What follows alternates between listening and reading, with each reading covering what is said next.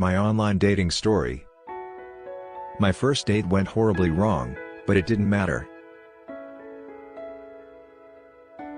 You are familiar with my definition of the word outcome, aren't you?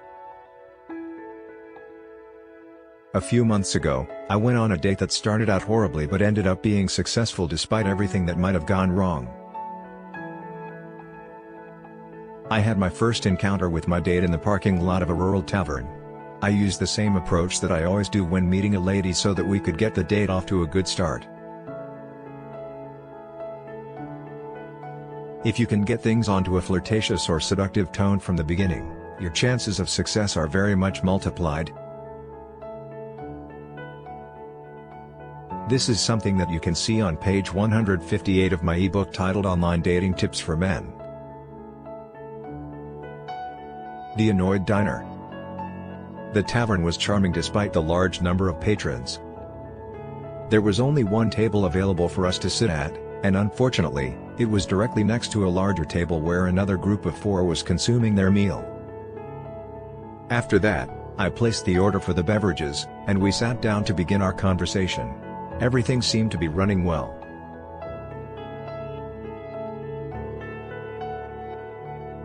After that, I became almost unconsciously aware of an oddity that had occurred.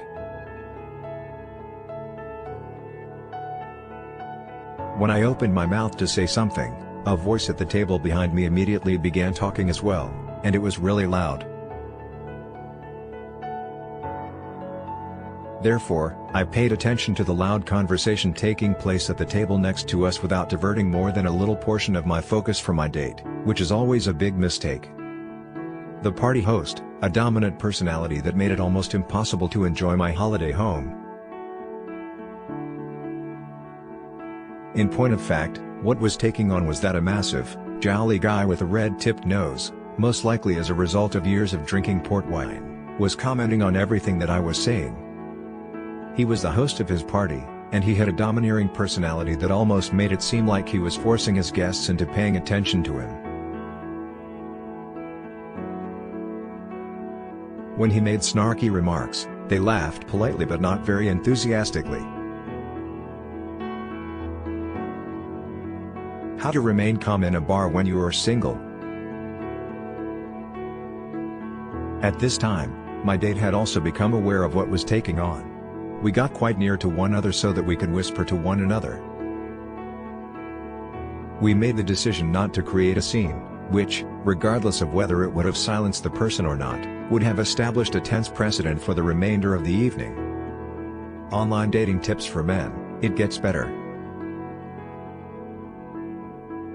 And I couldn't wait to get closer to my date so that we could whisper to one another. I couldn't have been happier since. As it is described on page 162 of the book titled Online Dating Tips for Men, one of the finest methods to develop connection and closeness is to converse softly and closely to one another. Unfortunately, despite the fact that our impolite neighbor was unable to hear us, he continued to make comments about us and speculate as to what it was that we were discussing. One of the ways he referred to the two of us was as lovers canoodling. This was a difficult circumstance to be in, but in the end, it worked out for my favor since it brought me closer to my date. And we both went through this ordeal together. As our connection became deeper, we began to physically interact with one another by holding hands. The enormous man eventually got silent, but it didn't matter since my date and I were in our own little bubble of intimacy. Eventually, he went quiet. In a nutshell, it was an excellent first date, and it has definitely set the stage for us to go on to the next one. On a date, there is a high probability that a number of things that are beyond of your control will go wrong. On the other hand, this may often result in a rapport and link being developed a great deal faster than it otherwise would have been the case. Mike Thorpe is the author of Online Dating Tips for Men, which can be found on Amazon. Online dating, a modern way to meet people.